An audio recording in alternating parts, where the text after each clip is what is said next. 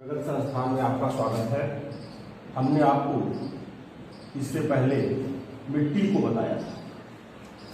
मिट्टी से संबंधित जो वर्गीकरण सामान्य रूप से पहले का मिलता है उसको आपको बताया गया। आज आपको इसमें जो बताया जा रहा है मिट्टी का वर्गीकरण वो ICAR Indian agricultural council research भारतीय कृषि अनुसंधान परिषद और उसके साथ साथ संयुक्त राज्य अमेरिका के कृषि विभाग मृदा पद्धति पर आधारित ये वर्गीकरण है।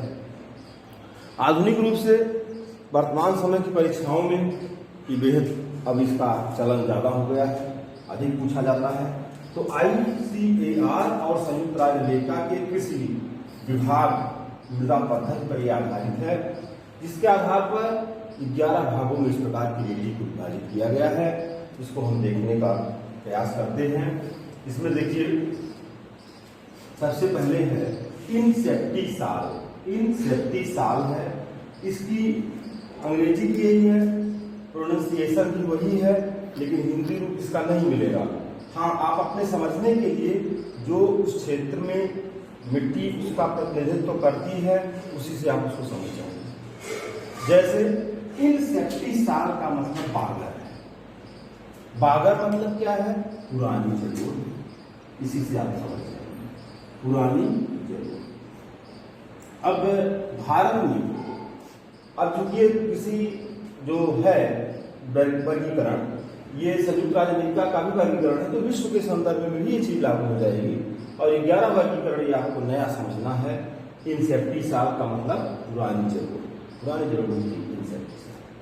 एंटीसाल दूसरा लिखा गया है, एंटीसाल। खादर, खादर से आप परिचित हैं, नवीन जरूर। भारत के साथ साथ विश्व में जहां जहां नदी घाटियों के द्वारा निर्मित मिट्टियां हैं वो एंटीसाल के रूप में जानी जाएंगी। इसके बाद फिर एल्फीसाल शब्द है। एल्फीसाल लाल मृदा और लैटेराइट मृदा, ये निच्छालन जनित मिट्टियां हैं, निच्छालित मिट्टियां हैं और इन मिट्टियों से आप परिचित हैं। इसके पहले वाले क्लास में आपको लाल मिट्टी, लैटेराइट मिट्टी का क्षेत्र तमिलनाडु में लाल मिट्टी का क्षेत्र सर्वाधिक बताया गया था। और चूंकि ये लाल रंग की होती हैं, लोहे के ऑक्साइड इसमें अधिक होते हैं और ये एल्फीसाल से संबंधित बातें हो गई, लाल मृदा और लैटेराइट। वर्टीसाल अगला है, इसमें चौथा नंबर वर्टीसाल। वर्टीसाल जो है ये काली मृदा। काली मृदा से आप परिचित हैं, आपने देखा था महाराष्ट्र में इसका सर्वाधिक विभाग है और उसके साथ साथ इसका कई नाम है, काली मिट्टी, चरनोजम, स्वतः जुताई, कपास, महाराष्ट्र, इस तरह से ये मिट्टी है। वर्टीसाल के बाद फिर एरिडीसाल। एरिडीसाल इसको समझते हैं। एरिडीसाल जो है शुष्क क्षेत्र की मृदा है। शुष्क क्षेत्र की मृदा का मतलब ये हो जाएगा जो मुख्य रूप से मरुस्थल क्षेत्र हैं, उसके आसपास के क्षेत्र हैं, वहां पर जो मिट्टी पाई जाती है उसको एरिडीसाल के नाम से जानते हैं। इसके बाद फिर अगला है अल्टीसाल। अल्टीसाल क्या है? लाल पीला रंग। अब यहाँ देखिए स्पेशली लाल है। अल्टीसाल लाल रंग से संबंधित है और पीले रंग से संबंधित है। इसके पहले अभी आपने लिखा था एल्फीसाल, लाल मृदा और लैटेराइट मृदा, दोनों में लाल मृदा लिखा गया है क्योंकि लाल ये भी है और लाल ये भी है, लेकिन यहाँ इसके साथ पीला जुड़ा हुआ है, इसके साथ लैटेराइट जुड़ा हुआ है, इसी से इसको आप अलग करेंगे। मॉलीसाल तराई क्षेत्र में। तराई क्षेत्र आप जानते हैं भारत में कहाँ से कहाँ तक हिमालय पड़े हैं। हिमालय की अंतिम हिस्सा इधर शिवालिक है, शिवालिक के दक्षिण में भाभर है, भाभर के दक्षिण में तराई है। तराई क्षेत्र जो है पीलीभीत जिले से लेकर के उत्तर प्रदेश में कुशीनगर जिले तक का ये क्षेत्र उत्तर प्रदेश में तराई क्षेत्र है और वहां से संबंधित जो मिट्टी है उसे मालीसाल। इसके बाद स्पोडोसाल, हल्के भूरे रंग की मिट्टी जो होती है उसके लिए इन्होंने शब्द दिया है स्पोडोसाल। 9वें नंबर पे हिस्टोसाल, पीठ एवं दलदली मिट्टी। पीठ एवं दलदली मिट्टी, हिस्टोसाल इसका नाम है। ये मिट्टी इस जगह मिलेगी जैसे कुछ जो दलदली क्षेत्र होते हैं या वेटलैंड होते हैं, आर्द्र होती हैं, वहाँ इस तरह की मिट्टी मिलेगी। एंडीसाल देखिए लिखा गया है, वॉल्केनो निर्मित मिट्टी है ये। ज्वालामुखी के मुहाने पर या ज्वालामुखी की उत्पत्ति के बाद जो मिट्टी वहाँ लावा और मैग्मा के बिछाव के परिणाम स्वरूप मिलती है उसको एंडीसाल कहते हैं। ऑक्सीसाल, सर्वाधिक अपक्षयित मृदा। सर्वाधिक अपक्षयित मृदा का मतलब है जहाँ पे ऐसी मृदा जो ज़्यादातर बह चुकी है, अपरदन ज़्यादा हो गया है, उसको अपक्षयित मृदा के रूप में जाना जाता है। मिट्टी की क्या समस्याएं हैं, ये प्रश्न आपका है निम्नलिखित में से क्या मृदा समस्या है और क्या मृदा समस्या नहीं है। इस तरह के प्रश्न में इसका उत्तर आप देखेंगे। सबसे पहले मिट्टी की समस्या है मृदा अपरदन। अपरदन ये बहुत महत्वपूर्ण समस्या है मिट्टी की। ऊपरी परत के क्षरण की समस्या इसी को कहते हैं। और ये अपरदन की समस्या जिन क्षेत्रों में मरुस्थलीय क्षेत्र हैं या जहाँ पर धीरे धीरे वायु का प्रभाव बढ़ता जा रहा है और वनस्पतियों की कमी होती जा रही है, पेड़ पौधों की कमी होती जा रही है, वहाँ अपरदन हो रहा है। जलाक्रांति शब्द दिया गया है। हमेशा जल से डूबी रहने वाली जो मिट्टी होती है उसकी भी उपजाऊपन की क्षमता समाप्त हो जाती है। इसी तरह से क्षारीय भूमि की भी समस्याएं हो जाती हैं। भारत के संदर्भ में तमाम भूमियाँ ऐसी हैं जिसमें क्षार की मात्रा अधिक है। उस दिन आपको बताया गया था लवणीय मृदा, क्षारीय मृदा और भूमि के लिए उपयुक्त मृदा जिसका पीएच मान। इस तरह से अगला है बंजर भूमि समस्या है। मरुस्थल विस्तार हो रहा है, ये समस्या है। मृदा का अवक्षय, अपरदन और अवक्षय समानार्थी ही है। कृषि भूमि अपहरण, मनुष्य के तमाम कार्यों से, नए नए शोध से और मकान बनाने से लेकर के तमाम औद्योगिक क्षेत्रों के निर्माण से, तमाम हाईवे के निर्माण से आज कृषि भूमियों की कमी होती जा रही है। यह एक समस्या होगी कृषि भूमि अपहरण। इसके बाद फिर हम आगे बढ़ते हैं तो यहाँ देखिए 1, 2, 3, 4 केंद्रीय वन आयोग की स्थापना भारत में 1965 में हुई है। भारतीय वन सर्वेक्षण संगठन 1971 में इसकी स्थापना हुई है। वन अनुसंधान संस्थान देहरादून बहुत ज़्यादा पूछा जाता भी है परीक्षाओं में। 1906 में ही इसकी स्थापना अंग्रेजों के समय में हुई थी। 1905 तक लॉर्ड कर्जन का समय था, उसी के संदर्भ में ये प्रश्न भी बनता है। काष्ठ कला प्रशिक्षण केंद्र 1965 देहरादून। इस तरह से जो ये अपरदन वो काष्ठ कला प्रशिक्षण केंद्र से संबंधित ये 4 अनुसंधान केंद्र आपको बताए। अब यहाँ अगर आपसे पूछा जाए, अगला पॉइंट यहाँ पे बन जाएगा कि मृदा अपरदन, सॉइल इरोजन, उसका प्रकार। तो मृदा अपरदन में कई तरह के अपरदन देखिए दिए गए हैं। अपस्फुरण है, परत क्षरण है, क्षुद्र सरिता क्षरण है, अवनालिका क्षरण है, भूस्खलन है, सरिता तट है, पीठिका क्षरण है, हिमानी क्षरण है, सागरी क्षरण है। अब इसको जो है जिस तरह से आप इसको देखेंगे तो यहाँ पहला दिया है अपस्फुरण। अपस्फुरण जो होता है बहुत धीमी गति से होने वाला अपरदन है। और दूसरा परत क्षरण है जिसमें परत के रूप में मिट्टी निकल जाएगी। क्षुद्र सरिता अपहरण, सरिता के सहारे होने वाला छोटा जो अपरदन है क्षुद्र सरिता है। अवनालिका अपरदन ज्यादा महत्वपूर्ण है क्योंकि ये चंबल नदी से संबंधित है। आपसे पूछा जाता है कौन सी नदी अवनालिका अपरदन करती है। चंबल नदी, आप इस चीज को जानते हैं कि चंबल नदी जो है यमुना की दक्षिणवर्ती सहायक है और इसकी सहायक चंबल की बाएं साइड की एक बनास है और दाहिने साइड की पार्वती भी नदी इसकी एक सहायक है। और इसके बाद यहाँ इस चीज को आपको नदी तंत्र में बताया गया है। यहाँ पर फिर अवनालिका के बाद भूस्खलन, पर्वतीय क्षेत्रों में वर्षा ऋतु में भारी मात्रा में भूस्खलन होता है। समुद्र के नदी के किनारे नदियां अपरदन कर रही हैं, भारी मात्रा में कटाव करती हैं, वर्षा ऋतु में। पीठिका क्षरण धीरे धीरे, बहुत धीरे धीरे गति से होने वाला जो अपरदन है नदियों के द्वारा, नदी की तलहटी और किनारे भागों में पीठिका अपरदन है। ग्लेशियर है और ओशियन, हिमानी निर्मित और सागरीय निर्मित। सागर की लहरें बराबर तट पर धक्का देती हैं, वहां पर अपरदन हो रहा है। हिमानी क्षेत्र जो होगा 4500 मीटर की ऊंचाई पर पर्वत पर, वहां पर हिम क्षेत्र है, वहां पर हिमानी अपरदन करेगी।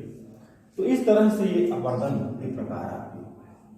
प्रकार के बाद इसमें अवनालिका अपरदन की चर्चा हमने कर दिया। बीहड़ खड्ड का निर्माण चंबल नदी करती है। और इसके बाद फिर मृदा संरक्षण। मृदा संरक्षण के कई उपाय बताए जाते हैं, जिसमें वृक्षारोपण है और उचित मात्रा में, क्योंकि आपने देखा है कि मृदा जल, मृदा वायु, जैविक पदार्थ, खनिज पदार्थ, 4 चीजों से मिलकर के मिट्टी बनती है। जब उसके किसी भी अनुपात में परिवर्तन होता होगा तब ये जान लीजिए कि मृदा जो है प्रदूषित हो रही है। ये मृदा संरक्षण का मतलब है कि मृदा, यहाँ प्रदूषण की भी चर्चा हो जाएगी कि मृदा प्रदूषित क्यों है, कि कोई भी प्रदूषण क्यों है, किसी भी चीज, किसी भी प्रदूषण की बात आप करेंगे तो उसके कारण में क्या है। जब उसकी गुणवत्ता प्रभावित हो रही है, प्रभावित हो रही है, तो उसी को कहते हैं प्रदूषण। जल, वायु, मृदा। अब मृदा में आपने देखा है कि मृदा में क्या होता है, मृदा जल होना चाहिए, मृदा वायु होना चाहिए, खनिज पदार्थ होना चाहिए। जब इसमें आवश्यक रूप से सभी पदार्थ नहीं रहेंगे, जल, वायु, कार्बनिक पदार्थ, खनिज पदार्थ, तो फिर क्या होगा, वो चीज प्रदूषित हो जाएगी। तो उसके लिए संरक्षण की आवश्यकता है। उन चीजों को उचित मात्रा में उसमें बनाए रखना ही मृदा का संरक्षण। वन महोत्सव यहाँ लिखा गया है, बहुत महत्वपूर्ण प्रश्न है। ये PM मुंशी के द्वारा चलाया गया था 1950 में। वन सप्ताह मनाया जाता है 1 से 7 जुलाई के बीच में। वन संरक्षण अधिनियम 1980।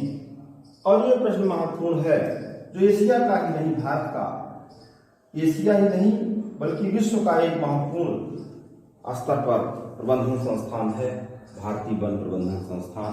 इसकी स्थापना भोपाल में की गई। इसके बाद फिर इधर हम जब देखते हैं तो वन संसाधन रिपोर्ट 2019, 2 वर्ष के बाद ये रिपोर्टें जारी की जाती हैं। अब इसके बाद आपकी रिपोर्ट जारी की जाएगी। 2019 की जो रिपोर्ट जारी की गई है, 2019 में भारत में वन क्षेत्रों का हिस्सा बढ़ करके 21.67% हो गया है। 2017 में ये 21.54% था, कम था, बढ़ा है थोड़ा सा। अब आप जानते हैं 35% क्षेत्र पर, किसी भी स्थान के 35% क्षेत्रफल पर वन होना चाहिए, अथवा आप सब में 1/3 भी रखता है। 1/3 क्षेत्र पर वन की उपस्थिति आवश्यक है। अब चूंकि वनस्पति, मृदा और वनस्पति दोनों का एक घनिष्ठ संबंध है। अब इस दोनों के घनिष्ठ संबंध के अंतर्गत आप ये देखेंगे कि जहां जिस प्रकार की मिट्टी है और जिस प्रकार का की वर्षा का प्रतिरूप है, रेन पैटर्न और सॉइल, दोनों चीजें मिलकर के निर्धारित करेंगी कि उस स्थान पर किस तरह की वनस्पति पैदा हो। जैसे माता पिता निर्धारित करते हैं आनुवांशिकता के तौर पर कि बालक किस तरह का होगा, उसी तरह से मिट्टी, वनस्पति, मिट्टी, वर्षा ये निर्धारित करेगी कि उस स्थान की वनस्पति कैसी है। यहाँ आपने देखा प्राकृतिक वनस्पति में उष्णकटिबंधीय सदाबहार, उष्णकटिबंधीय पतझड़, उष्णकटिबंधीय घास के मैदान, उष्ण शुष्क मरुस्थलीय कांटेदार, डेल्टाई और पर्वतीय। 1, 2, 3, 4, 5, 6 तरह की वनस्पतियों को इसमें बताया गया है और चित्र के माध्यम से उसमें समझाया भी गया है। तो उसको देखने का प्रयास हम करेंगे। यहां देखिए प्राकृतिक वनस्पति, उष्णकटिबंधीय सदाबहार वन। सदाबहार वन के क्षेत्र होते हैं, हमेशा हरे भरे होते हैं। यह मुख्य रूप से उष्णकटिबंधीय आर्द्र के रूप में यहाँ लिखा गया है। देखिए आर्द्र क्षेत्र है, यहाँ हमेशा पश्चिमी घाट क्षेत्र है, यही क्षेत्र हमेशा हरा भरा होगा। बायोडाइवर्सिटी यहाँ सबसे अधिक होगी, 250 सेंटीमीटर से अधिक वर्षा होगी। ऑप्शन में 200 से अधिक वर्षा भी लिखा हो सकता है। तो ऐसी स्थिति में ये उष्णकटिबंधीय सदाबहार वन है। दूसरा यहाँ पे है उष्णकटिबंधीय पतझड़। पतझड़ जो वन होते हैं वो यहाँ देखिए जीरो के माध्यम से दिखाए गए हैं। ये सब क्षेत्र मैदानी क्षेत्र लेकर के कुछ पहाड़ी क्षेत्र, पहाड़ी नहीं पठारी क्षेत्रों में इस तरह के वन मिलते हैं। ये पतझड़ वाले वन। पतझड़ वन की विशेषता आप जानते हैं कि ग्रीष्म ऋतु के पहले बसंत ऋतु के बाद अपनी पत्तियों को गिरा देते हैं और नई पत्तियां लाते हैं। पतझड़ वन हो गए। घास के मैदान। अब यहाँ घास के मैदान आप देखेंगे ये जो क्षेत्र है ये धन के माध्यम से किया गया है। ये घास का मैदान क्षेत्र है और ये पठारी क्षेत्र है। हालांकि यहाँ पे दोनों को एक ही रूप में कर दिया गया है, कटीले वन के रूप में, लेकिन जो ये पठारी क्षेत्र है यही मुख्य रूप से घास के मैदान के रूप में है। और इसके बाद फिर ऊपर जब आप पढ़ेंगे तो ये जो प्लस का निशान दिया गया है ये मरुस्थलीय वनस्पति है, कांटेदार वनस्पतियां हैं। और इस कांटेदार वनस्पतियों के बाद फिर डेल्टाई वनस्पति है। डेल्टा क्षेत्र जो है ये ज्वारी वन या डेल्टाई वन सबसे अधिक पश्चिम बंगाल में मिलते हैं। इसके बाद फिर पर्वतीय वन। पर्वतीय वनों में पूछा जाएगा आपसे कि शीतोष्णकटिबंधीय चौड़ी पत्ती वाले वन कितनी ऊंचाई पर मिलते हैं, अथवा 1500 से 2500 ऊंचाई पर किस तरह की वनस्पति मिलती है। 2500 से 4500 के बीच में कौन सी वनस्पति मिलती है। 4500 से ऊपर क्या मिलता है, तो 4500 के ऊपर पे थोड़ी बहुत घास क्षेत्र या लिचेन मास काई इस तरह की वनस्पतियां मिलेंगी। 1500 मीटर तक पतझड़ वाले वन मिलेंगे। तो इस तरह से यहाँ देखिए मुख्य रूप से ये पठारी घास का क्षेत्र है। इसमें पठारी घास का क्षेत्र आपको नहीं दिखाया गया है। पठारी क्षेत्र हमने यहाँ लिख दिया है घास का मैदान, ये लाल रंग से कर दे रहे हैं। और इसमें एक नया वर्गीकरण आप प्रस्तुत कर लेंगे लाल रंग से, जिसका नाम हो जाएगा घास के मैदान। अब आपका 6 पूरा हो गया। 1 2 3 4 5 6 और यहाँ 1 2 3 4 5 6 पूरा। इसके बाद फिर आप आगे बढ़ते हैं तो कभी कभी किसी वृक्ष की लकड़ी का नाम, लकड़ी नहीं बल्कि उस वृक्ष के पौधे का नाम लेकर के पूछा जाता है कि वो किस वनस्पति से संबंधित है। जैसे हिमालय प्रदेश में श्वेत सनोवर, देवदार, चीड़, नीला पाइन, स्प्रूस, वालनट, विलो, वर्च। मानसूनी वनों की लकड़ियों में सागौन, साल, चंदन, सुंदरी, आबनूस, हल्दू, पलास, अर्जुन। सदाफानी वनों की लकड़ियों में रोजवुड, एबोनी, गुर्जन। इस तरह से ये महत्वपूर्ण रूप से आपको कुछ पौधों का नाम भी बताया गया है। इस चीज को आप ध्यान में रखेंगे। जैसे एबोनी आपसे पूछ लेंगे, एबोनी किस वनस्पति का पौधा है, तो सदाबहार से संबंधित हो जाएगा। इसको भी आप ध्यान में रखेंगे। इस तरह से आपको मृदा का आज दूसरा पार्ट और उसके साथ साथ वनस्पति से परिचित कराया गया। इसके बाद इसके जो मुख्य रूप से प्रश्न हैं जो कि वैकल्पिक प्रश्नों के अंतर्गत हैं, उसको आप देखने का प्रयास करते हैं और उसको समझने का प्रयास किया जाता है। वनस्पति से संबंधित प्रश्नों को देखिए, जो महत्वपूर्ण है उसको आपको बताया गया है। मिट्टी से संबंधित जो प्रश्न है वो आपको कल ही कुछ बताए गए थे, उसी के आगे चलते हैं। जैसे पहला प्रश्न आपका इसमें ये है कि मृदा निर्माण को प्रभावित करने वाले कौन कौन से कारक हैं। ये आपसे प्रश्न अगर पूछा जाए कि मिट्टी के निर्माण में कौन कौन से कारक महत्वपूर्ण हैं, तो बात मिट्टी के निर्माण की ही नहीं है, जो भी चीजें निर्माण की होंगी, जैसे जलवायु में कौन कौन से कारक आते हैं, या मौसम में कौन कौन से कारक आते हैं, या मिट्टी के निर्माण में कौन कौन से कारक होते हैं। तो इस तरह के प्रश्न पूछे जाते हैं। तो मृदा निर्माण में जैसे जलवायु का महत्वपूर्ण स्थान है, ऊंचाई या उच्चावच का महत्वपूर्ण स्थान है, जीवांश जैविक पदार्थों का निर्माण महत्वपूर्ण स्थान है। तो इस तरह से अगला क्वेश्चन है, मृदा में जीवांश पदार्थ की कितनी मात्रा पाई जाती है। इसका उत्तर 5 से 10% है। मृदा में जल की मात्रा कितनी होती है, इसका उत्तर आप जानते ही होंगे, उसमें दिखाया गया था 25%। पौधों की सर्वोत्तम वृद्धि किस पीएच मान पर होती है, 6 से 7.5 पीएन मार्क पर होती है। चाय, कहवा, काजू के लिए कौन सी मृदा उपयोगी है? इसके लिए लेटराइट हो जाएगा। मैंग्रोव वनस्पति किस मृदा में उगती है? तो इसका उत्तर दलदली हो जाएगा। भारत की द्वितीय विशालतम मृदा कौन सी है? पहली जलोढ़ है, दूसरी लाल है, तीसरी काली मृदा है। इसके बाद फिर अगला क्वेश्चन है, सर्वाधिक नमी धारण क्षमता वाली मृदा कौन सी है?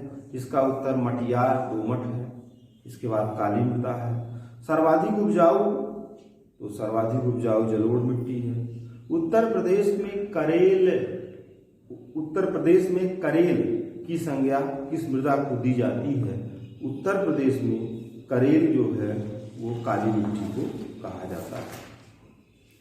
इसके बाद फिर आगे आप प्रश्नों को देखते हैं कि भारत में सर्वाधिक व्यापक और सर्वाधिक उपजाऊ मृदा जलोढ़ है। बंगाल का आतंक जलकुंभी को कहते हैं। शुष्क खेती के लिए सर्वाधिक उपयुक्त मृदा काली मृदा होती है। चोपेन किस प्रकार की मृदा की उपमा है? लवणी व क्षारीय है। केंद्रीय मृदा संरक्षण बोर्ड का गठन 1953 है। सर्वाधिक मृदा अपरदन से प्रभावित राज्य राजस्थान है। भारत में सर्वाधिक सूखाग्रस्त क्षेत्र राजस्थान है। सर्वाधिक लवणीय मृदा गुजरात में है। लवणी खारेपन से संबंधित है, चूंकि कच्छ का रंग एक विस्तृत आर्द्र क्षेत्र है। सबसे अधिक आर्द्र क्षेत्रफल भी गुजरात में ही मिलता है। इसके बाद फिर सर्वाधिक क्षारीय मृदा, देखिए लवणीय मृदा गुजरात में और क्षारीय मृदा उत्तर प्रदेश में। सर्वाधिक बंजर भूमि राजस्थान में। तो इस तरह से प्रश्नों को आप देखते रहते हैं। मकान हेतु ईंटें बनाने के लिए लेटराइट मृदा का उपयोग किया जाता है। फिर अगला प्रश्न इसमें महत्वपूर्ण रूप से देखिए, भारत में मृदा के ऊपरी परत ह्रास का कारण क्या है? इसका उत्तर जल अपरदन है। मरुस्थल विकास कार्यक्रम, ये महत्वपूर्ण प्रश्न ये भी है। प्रश्न इसमें सभी महत्वपूर्ण हैं। भारत में मरुस्थल विकास कार्यक्रम कब से संचालित हो रहा है? डेजर्ट डेवलपमेंट स्कीम 1977-78 से। भारत में सूखा क्षेत्र कार्यक्रम कब चलाया गया? इसका उत्तर 1973 है। राष्ट्रीय बंजर भूमि विकास मंडल की स्थापना 1985 है। फिर इसके बाद रोजवुड, हमने कहा था कि वृक्षों का नाम लेकर के प्रश्न पूछा जाता है। रोजवुड किस प्रकार के वन का वृक्ष है? सदाबहार हो जाएगा। इसके बाद भौगोलिक क्षेत्रफल के प्रतिशत की दृष्टि से संसार के 3 सर्वाधिक वन वाले देश सूरीनाम, गैबोन, सेशल्स, ये सब द्वीपीय क्षेत्र के से संबंधित हैं। फिर आगे कुछ प्रश्न और देख लिया जाता है। जैसे अगर आपसे परीक्षा में ये प्रश्न पूछा जाएगा कि क्योंकि 2017 में सबसे अधिक वन क्षेत्र मध्य प्रदेश में थे और आपको आवश्यकता इस समय है 2019 की, तो 2019 में आप देख लीजिए कि शीर्ष मैंग्रोवधारी राज्य, सबसे अधिक मैंग्रोव वनस्पति किस राज्य में मिलती है? तो 2019 का जो आंकड़ा है उसके अनुसार सबसे अधिक पश्चिम बंगाल है, इसके बाद गुजरात है, फिर अंडमान निकोबार द्वीप समूह। शीर्ष 5 बांस क्षेत्रधारी राज्य, सबसे अधिक बांस मध्य प्रदेश, फिर महाराष्ट्र, फिर अरुणाचल प्रदेश और उड़ीसा। आप इस चीज को जानते होंगे, बांस को घास क्षेत्र के अंतर्गत रखा गया है। शीर्ष 5 कार्बन स्टॉक वाले राज्य, इसमें अरुणाचल प्रदेश है, मध्य प्रदेश, छत्तीसगढ़, महाराष्ट्र, उड़ीसा है। शीर्ष 5 वन क्षेत्रधारी राज्य, मध्य प्रदेश, महाराष्ट्र, उड़ीसा, छत्तीसगढ़, अरुणाचल प्रदेश। और अगर प्रतिशतता की दृष्टि से आपसे पूछा जाएगा तो सबसे अधिक मिजोरम में वन क्षेत्र मिलते हैं। फिर इसके बाद अगला क्वेश्चन इसमें यह है, राष्ट्रीय कृषि वानिकी अनुसंधान केंद्र, राष्ट्रीय कृषि वानिकी अनुसंधान केंद्र उत्तर प्रदेश के झांसी में स्थित है। केंद्रीय मरुक्षेत्र अनुसंधान संस्थान जोधपुर राजस्थान में स्थित है। वन संरक्षण अधिनियम 1980 है और राष्ट्रीय वन नीति 1988 है। तो इस तरह से देश में 14 फिजियोग्राफिक क्षेत्रों को बताया गया है और उसी के आधार पर भौगोलिक विभाजन तय करके वनस्पतियों का निर्धारण किया गया है। भारत में वन महोत्सव के जन्मदाता डॉक्टर के.एम. मुंशी हैं। भारत सरकार ने वन महोत्सव 1950 में लागू किया था। देहरादून स्थित फॉरेस्ट सर्वे ऑफ इंडिया भारतीय वन सर्वेक्षण संस्थान है जो प्रति 2 वर्ष के अंतराल पर अपनी रिपोर्ट को प्रकाशित करता है। इसके बाद फिर यहाँ पे उत्तर प्रदेश के संदर्भ में भी आप प्रश्न को देख लेते हैं। शीर्ष 3 वनावरण क्षेत्र वाले जिले उत्तर प्रदेश के सोनभद्र है, लखीमपुर खीरी है, मिर्जापुर। न्यूनतम 3 वनावरण क्षेत्रधारी जिला संत रविदास नगर, जिसको भदोही कहते हैं, मऊ है और मैनपुरी है। इसके बाद फिर आगे आप कुछ और प्रश्न को देख लीजिए। 10 से 11 प्रश्न।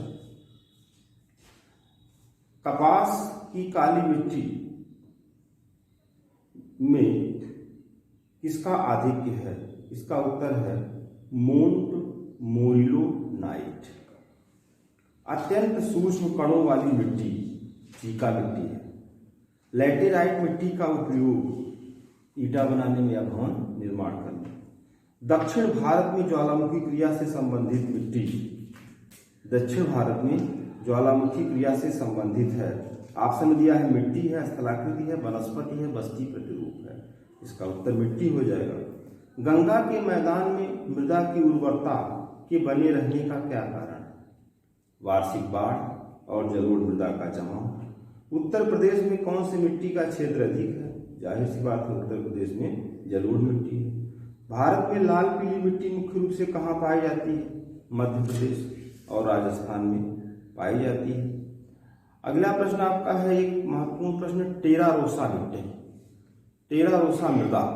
तो टेरा रोसा मृदा जो है किसके लिए महत्वपूर्ण होती है? कॉफी के लिए, कहवा के लिए। एक ही प्रश्न कई बार परीक्षाओं में पूछा गया। भारत में चंदन की लकड़ी जो है नीलगिरी की पहाड़ी पर मिलेगी। फिर अगला क्वेश्चन है इसमें, भारत के दक्कन प्रायद्वीपीय पठार पर किस मिट्टी का अभाव पाया जाता है? तो इसमें पाटजोल मिट्टी का अभाव है, जबकि लाल, पीली, काली लेटराइट ये सब मिलती है। गुजरात प्रदेश अधिकांशतः आच्छादित है। इसका उत्तर काली मिट्टी हो जाएगी। फिर अगला पॉइंट यहाँ पे है, भारत में किस मिट्टी का विस्तार सर्वाधिक क्षेत्रफल पर है? इसमें आप जलोढ़ मिट्टी, कई बार इस चीज को पढ़ चुके हैं। बबूल, खैर, खेजड़ी निम्नांकित में से किससे संबंधित है? तो ये उष्णकटिबंधीय कटीले वनों से संबंधित है। भारत में चंदन के वृक्ष किस राज्य में ज्यादा पाए जाते हैं? इसका उत्तर कर्नाटक है। मैंग्रोव वाला प्रश्न आपका हो ही चुका। मैंग्रोव सबसे अधिक पश्चिम बंगाल में है। इसके बाद फिर अगला क्वेश्चन है इसमें, भारत का मूल वानस्पतिक आवरण है। भारत का मूल वानस्पतिक आवरण कठोर लकड़ी वाले वनों का है। पीट मिट्टी मुख्यतः पाई जाती है। पीट मिट्टी मुख्यतः केरल में पाई जाती है। सागौन महत्वपूर्ण वनस्पति है। सागौन पश्चिमी घाट की महत्वपूर्ण वनस्पति है। कुल भौगोलिक क्षेत्रफल का सर्वाधिक प्रतिशत वनाच्छादित है। सबसे अधिक वनाच्छादित। कुल भौगोलिक क्षेत्रफल का सर्वाधिक जब प्रतिशत आ जाएगा तो इसमें आपका मिजोरम हो जाएगा। इस तरह से इस पर अभी वैकल्पिक प्रश्नों की श्रृंखला में आपसे कुछ और भी प्रश्न इसमें बताए जाएंगे। 100 क्वेश्चन लगभग मृदा और वनस्पति से, तब ये चैप्टर आपका पूरा हो जाएगा। उसको देखने के लिए, सुनने के लिए बहुत बहुत आपका धन्यवाद।